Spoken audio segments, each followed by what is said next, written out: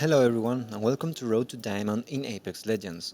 I want to start apologizing with you, my dear viewer, because this time I had some issues when recording the clips for this video and some of them look a little jagged and have no sound. That's a bummer, but I will compensate it with a more in-depth explanation of the clips I show you, the skills you need to put in practice on this division and the mistakes you should avoid making. Let's get to it. For Silver you have to know how every character ability works. For example, here I destroy the caustics cover with his traps by shooting them at the base. There you can disable them without the annoying frames dropping gas popping out. Also you need some knowledge of the weapons. Even though I'm not fan of the Hemlock, I got to use two of them on this clip, where I use the single fire mode to get more control of my shots and land them on faraway targets. Then I use some utility throwing a grenade to avoid the player I just knocked gets help, and finishing with the movement knowledge sliding straight to my opponent while shooting to caught the Bangalore off guard. It was a risky move, but in this case it worked. In the next clip, I use Lifeline's Doctor to reanimate my teammate while my team uses for cover and exchange some shots.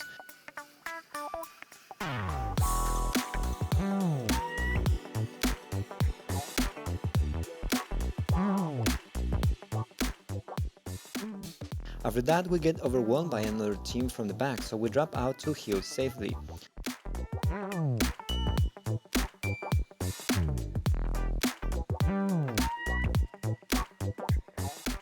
Then we use the portal of the enemy wraith to caught the last team off guard and knock them one by one. It was risky, but worth it at the end.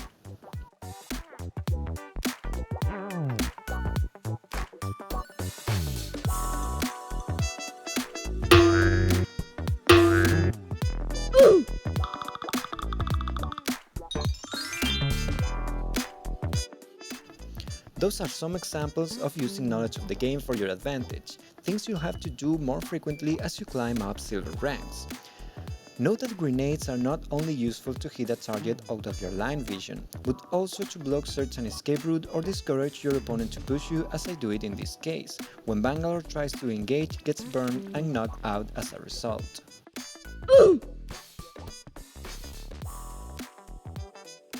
Here I caught the Revenant off guard by suppressing him using the map to climb right beside him, and it's not until too late that he can shoot me back. Make sure you're always alert. Even though I'm trying to knock a faraway target here, as soon as I get shot from my side, I turn to return fire and get some cover. Another very important thing you will have to practice is escaping. Playing solo means that there are 3 players making decisions of their own and sometimes you are the only survivor. In order to bring back your team, you have to be very good at escaping and having trigger discipline. In this case, I could have an easy kill on the damaged Revenant, but doing so would have revealed my position, making it harder to recover my teammate's banner.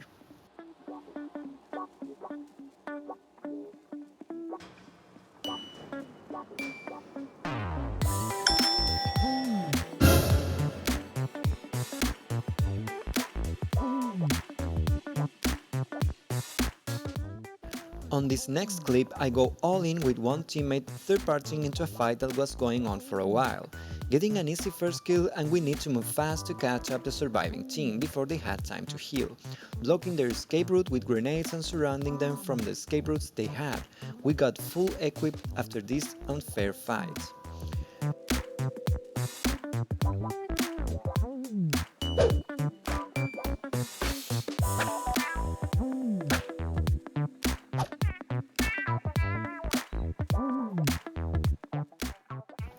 We got pretty far on this game, but unfortunately, if you check the minimap, we had the circle advantage and my team decided to push.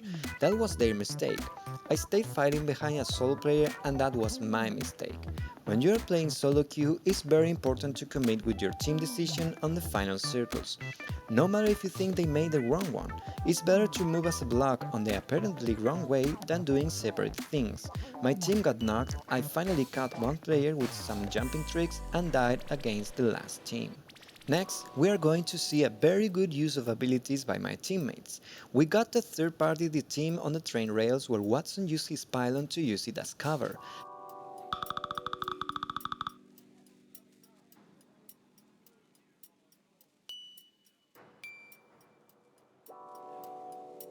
After knocking the first team, Watson uses our fence and caustic his gas to block the incoming team from up the zipline, resulting in an easy team wipe for us.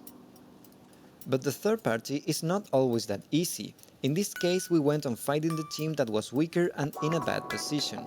After finishing, the other team ended up third partying us, getting easy kills and loot. Make sure to third party after the fight has ended and when you can take a better position than your opponents. Fights are all about positioning. In this exchange, my teammates went into our opponent's level, losing all advantage we had over them.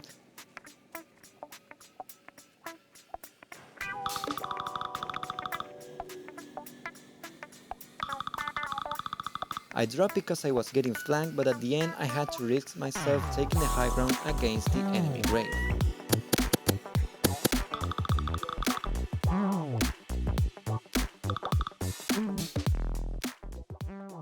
And the last thing I would like to mention, in many occasions you will get caught between two teams with little to no escape.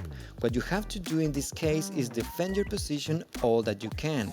Use your agility and abilities. If you can, let the opposing teams fight between themselves. You should be aware of enemies pushing like the Loba and Caustic do on this clip. Make sure to fully heal before picking a game. That's the mistake I made on this occasion where I only heal up my shields before fighting against the Gibraltar.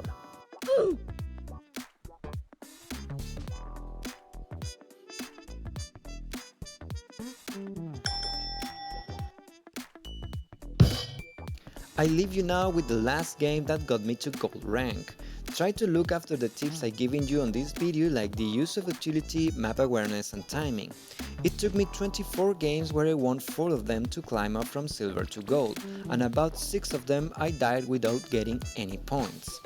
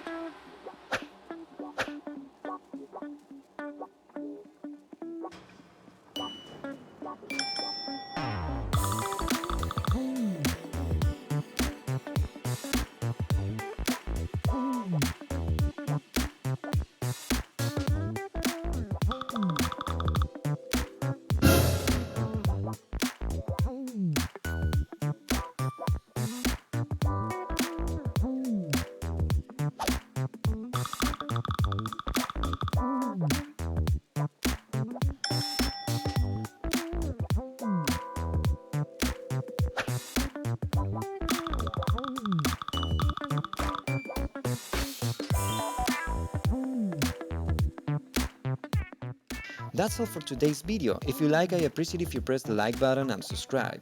Thank you for watching and see you next time.